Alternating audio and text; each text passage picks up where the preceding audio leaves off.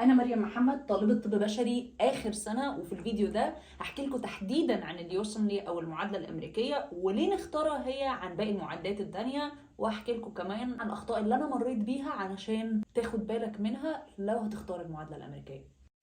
هي اسمها يوسملي، وده اختصار لرخصة مزاولة المهنة الأمريكية. ده امتحان بيحصل في كل الدول بعد ما بتخلص كلية طب. بس ليه تحديدا اختار ان انا امتحن مزاولة المهنة الأمريكية مثلا عن اي معادلات تانية موجودة من غير ما تلف كتير وتسأل في اماكن كتير؟ بعد ما انا سألت وبدأت ان انا اخد خبرة اكتر كذا معادلة تانية لأسباب كتير قوي هتختار المعادلة الأمريكية. رقم واحد، انت اصلا معاك مزاولة المهنة الأمريكية، فبالتالي اي مكان تاني هيبقى مفتوح لك والموضوع هيبقى اسهل عليك بكتير قوي من ان انت يكون معاك اي مزاولة مهنة تانية. تاني حاجة، ان انت طبعا لو انت من الناس اللي بتعمل ريسيرش كتير او اللي هي مثلا محبة اكتر للعلم وغيره، فلو انت خطوتك انك تسافر على امريكا هيبقى الموضوع اسهل عليك واريح بكتير. هتفتح لك طبعا باب كبير ان انت تبقى متواجد في امريكا، غير انه الموضوع فعليا هتستفاد منه بشكل كبير. مش محتاجين نتكلم على قد ايه هيبقى داعم بالنسبة لك الخطوة دي لو انت من الناس اللي بتدور فعلا على المادة العلمية.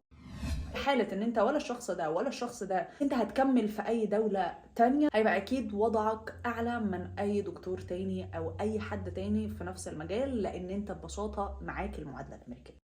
حتى لو ما اتكلمناش عن دول واتكلمنا من ناحية التعليم، ففعليا انت هتاخد مادة علمية بكل ما تعني الكلمة من كلمة. 1+1=2، مش غير ان المرتبات في امريكا بالنسبة لك الرقم هيكون مغري جدا. لو انت من الناس اللي بتدور اكتر على المادية فاكيد المعادلة هتساعدك في ده، والرقم هيكون مغري بالنسبة لك عن اي مكان تاني. صحيح انه العيشة في امريكا مش سهلة، وكمان الغربة مش سهلة. المرتب اللي انت هتاخده صحيح كبير، بس كمان العيشة غالية مش زي الدول اللي انت قاعد فيها. دايما لما تيجي تسافر على دولة بتفكر ان انا هقبض قد ايه بس هصرف قد ايه. بس الحاجة الاساسية ان انت كدكتور مع الوقت اولا هتاخد وضعك وبرستيجك، ودي حاجة مهمة جدا بالنسبة لاي دكتور. ثانيا، قبضك هيكون معيشك عيشة مرتاحة جدا في امريكا، وحتى كمان لو انت رجعت على بلدك هيبقى معاك اللي مكفيك وزيادة.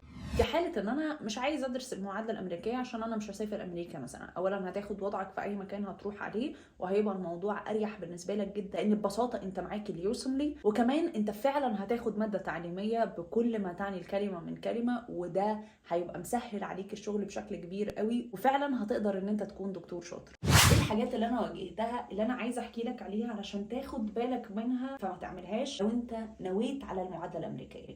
اول حاجه هقولها لك، ما تفكرش كتير في اختلاف المعادلات والحاجات الكتير قوي المشتته. اختار على طول المعادله الامريكيه، لان بالنسبه لك الموضوع هيبقى افيد من اي حاجه تانية. حتى لو ما دخلتش امتحان المعادله برضو انت مستفيد بشكل فعلا كبير. ودي كانت اول مشكله، لان انا ضيعت وقت كبير جدا وانا بدور على كذا حاجه مختلفه. في مشكله واجهتني وهي ان انا اصلا بدرس باللغه الروسيه، ولو انت زيي بتدرس باي لغه تانية غير الانجليش هيبقى بالنسبه لك الموضوع صعب جدا، وخاصه لو انت في اخر سنه انك تعيد وتكرر كل حاجه من اول وجديد. بس الغلطه اللي انا وقعت فيها ان انا ما بداتش من سنه ثالثه، ودي غلطه لو انت طالب طب لسه بادئ ما تقعش فيها، ابدا بادئ. من ضمن الغلطات برضو ان في ناس كتير قوي كنت بستشيرها في الموضوع، فكان دايما بيقولوا لي ان اللغه مشكله والحاجات اللي انت هتواجهيها هتبقى اصعب، واللي انت دارساه في الجامعه ليه تعيديه من الاول تاني، فخلاص ارضي بالامر الواقع. فكان بالنسبه لي الموضوع ده محبط، فضيعت سنين كتير قوي وانا بفكر ان انا اخد الخطوه دي ولا لا بسبب الناس دي. فلو عندك الناس دي حواليك ابعد عنهم. ما تفكرش ابدا ان الموضوع صعب، لان هو حتى لو صعب فهو مش مستحيل. فببساطه انت تقدر تعمل ده، لانه المعادله ملمومه، 1+1=2، وده هيسهل عليك حاجات كتيره جدا. انا كطالب عنده ADHD كان صعب جدا ان انا اخرج من تشتت وادخل في تشتت جديد، ودي من الحاجات اللي خلتني اتاخر جدا في اني اخد القرار ان انا اخد المعادله ولا لا. بس لما دخلتها اكتشفت ان الموضوع منظم جدا، وبالعكس نظم لي عقلي وساعدني على تنظيم الطب، ودي من اهم الحاجات اللي انا لاحظتها. احنا في الجامعه بيكون عندنا تشتت بشكل كبير، لان احنا بناخد فسيولوجي مثلا لوحده يخص كل الحاجات اللي جوه الفسيولوجي، سواء بقى هي ليها علاقه بالجهاز التنفسي، القلب، بالجهاز الهضمي، ايا كان الفسيولوجي كله على بعضه بيتاخد في مره واحده. في المعادله مش هتواجهك ده. لو مثلا اتكلمنا على ستيب 1 فهو 11 ماده، كل ماده فيهم متقسمه للحاجات اللي تخص الماده دي. بس انا جاي اكلمكم بعد ما حاولت في الموضوع اكتر من شهرين وانا قاعده بس بذاكر، وده هشرحه لكم في فيديو لوحده. فلو مثلا قلنا الكارديو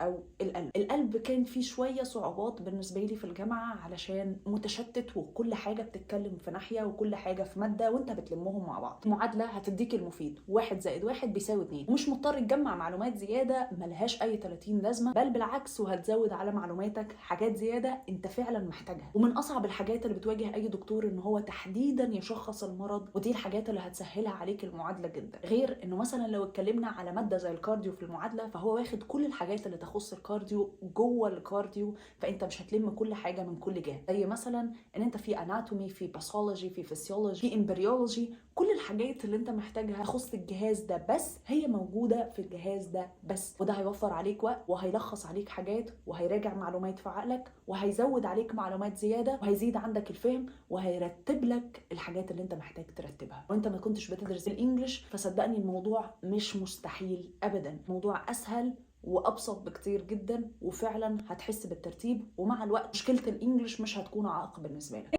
في مشكله واجهتني وهي وانا بختار الدكاتره اللي انا حابه اتعلم عن طريقهم المعادله. كان بالنسبه لي الموضوع صعب عشان انا بدرس بلغه تانية، فكل ما اجي افتح حد حتى لو بيشرح بالعربي بيقول مصطلحات كتير قوي، فبتشتت وانا بدور على معنى المصطلح ده وجه منين وعشان ايه، وهي حاجه انا اصلا عارفاها بس واخداها بمصطلح تاني. ده بياخد مني وقت كبير قوي. فبعد تجارب كتير قوي وبعد فعلا تجربه فعليه، دكتور ابراهيم ساعدني في الموضوع ده بشكل كبير قوي، لانه ببساطه شرحه مبسط واسهل. كان بالنسبه لي المعلومه بتوصل اسرع، لان هو لما بيقول مصطلح بيرجع يشرح المصطلح ده ليه وجه من فين. مع الوقت انت اوريدي بتتعود على المصطلح وهو بيكرره كذا مره في المحاضره، فحتى لو انت لسه ما خلصتش طب ولسه في بداياتك هتحس الموضوع سهل وهيسهل عليك حاجات كتيره جدا وفعلا هيفيدك. غير ان دكتور ابراهيم فعليا بيشرح حاجات زياده على المعادله، يمكن معلومات بسيطه كده، بس المعلومات البسيطه دي هي بتبقى قلب الموضوع، هي اللي بتلخص لك كل الموضوع اللي انت محتاج. فعلشان كده بعد ما خلصت اول ماده